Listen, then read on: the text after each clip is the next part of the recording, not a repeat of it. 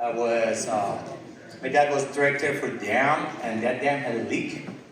And they hired 3 companies, one of them from Bosnia and Herzegovina to find the leak, another one from France to make a plan, and another one, large group from Italy to fix the leak. And we lived all of them to one community together, and then we played, all the kids. I was 8 years old, meet them first time. And we played together, and every Sunday morning, I lost the kids. I didn't know where they are, what they do. No kids around to play, and I always been lonely, and I don't want to be lonely. I asked them, where are you guys going? And they told me, we're going to church. Now, what's that church? I never heard about church. I never heard about Jesus, and nobody shared about it, nobody talked about it. But I go to church because I don't want to be lonely.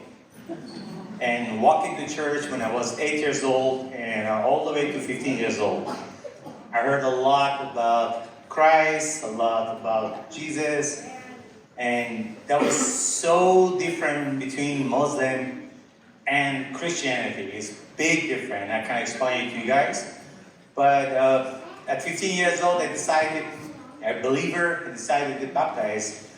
But I got baptized when I was 15, but the Catholic baptized, and not Christianity. And I'm super excited. I come home, and I want to share with my family what I did. And I saw my dad, and I opened the door, and I saw he stay on the hallway. I said, Dad, I became Christian. He said, what?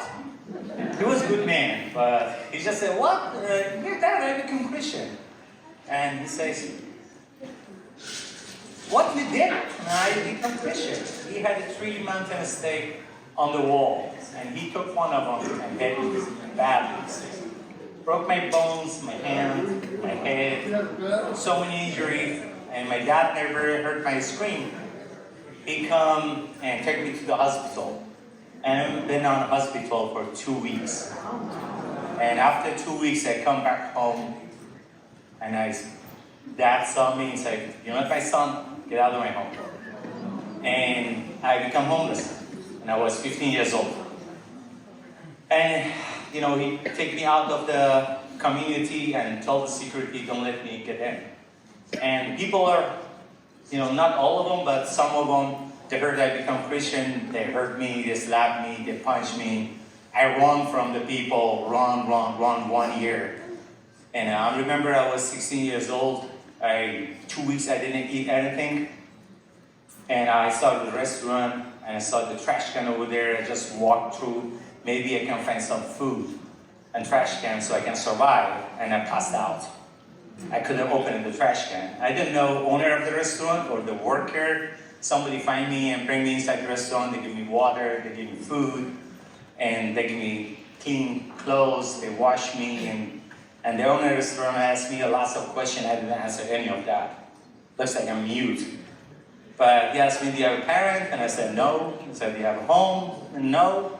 And he was a really good man. Thank God for him. And he gave me some place in the restaurant so I can sleep.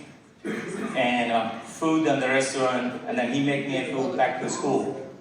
And I back to school. And I lived that restaurant 6 years. And I graduated my high school. I get my first bachelor economic. And then I started working when I was 21, I believe so. And then at 23, I became Christian. I got the underground baptized. I became Christian, not the Catholic Christian. And then I didn't see my parent all the way to 33 years old. And one day I come back, and I traveled to so many different countries. I lived different countries. I get my second bachelor, civil engineering. I make my own construction company. And God helped me, my company grow up so fast and getting big. I don't know how to explain, but grow up fast. And at that time, I'm a really rich person. But I opened the door. I got the year before, 32 years old, I got married with my beautiful wife, Nancy. And then I come home from job site, and I saw my dad sit in my couch, and he looked at me and said, what are you doing here? Get out of my home. Where you been all that many years. And then he come to me and he cried and he used the Bible verse. Matthew 18, 21 to 22. Then Peter come and say to him, Lord, how often shall my brother sin against me and I forgive him? Up to 7 times? Jesus said to him, do not say to you up to 7 times, but up to 70 times 7. And I'm Christian, I'm believer. And he read the Bible so I can forgive him. That means he did something and I forgive him. Because I'm a believer, I have to show my faith to him. Maybe God wants to he become a believer, but he never did it. But, after 7 months, he asked me, would you like to meet your family?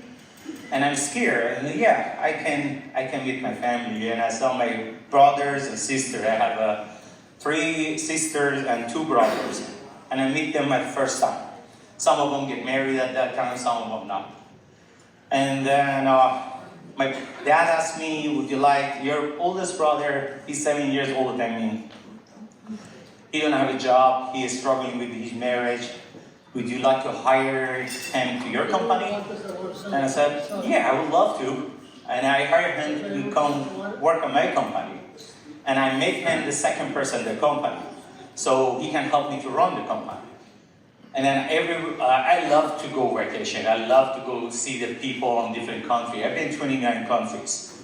And then everywhere I go, I sign it, I give it my whole power to him. He had access 100% for everything. And then at the end of the 2014, I came to the United States. We had a plan to stay here for 5 weeks. 2 weeks California, week Hawaii, week Washington, and week Vegas. And then, so back to home. And when I got married with my wife, I talked a lot about Christ, and she knows all about the Christianity, what Christ did for us, and she became a believer, but she never got baptized. And we would come here, and she's super excited and say, hey, can I get baptized in here somewhere? And let's try it. And I asked my friend, Thomas, he's from North Ireland, hey, he's Christian. Do you know any church? So she can baptize and says, let's go ask. And we asked lots of church so they can baptize her. But all of them says, you have to come here 3 months, 4 months. Not too nicely, be honest. And then I can because we choice, we have to go back. And then I come here, visit my friend, Persian friend, he lives in Laguna to see him. And then I asked him, say, yeah, I know church, my daughter and my son go to that church. And he gave me the address, and then his car, say, go there and talk to this pastor. And I drove and I lost the way, and I come Grace's church parking lot. And different city actually, the address was different city, I come here.